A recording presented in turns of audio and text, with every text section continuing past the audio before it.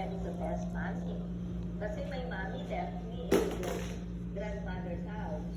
I did not grow up with my mom. I was already big when I saw her. So I love my grandmother, not my mama. Your mom died.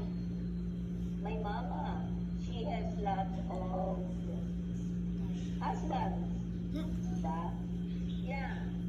That's why growing up, I told myself, I will be a good mom. I will try my best to keep one husband only. And somehow the Lord blessed that, you know. And you are blessed because you are with your mama. They said the last time I saw my mama, I was 8 months old. See? Can you hug your mama for me? Okay. Can you hug your mama for me? Right now, can you do that? Can you hug her? You say, I love you, mama. I wish I have the opportunity to do that, but I don't have. Thank you, Anna. You're so obedient. Love you for that. You always obey mama and papa, okay? Your daddy and your mommy.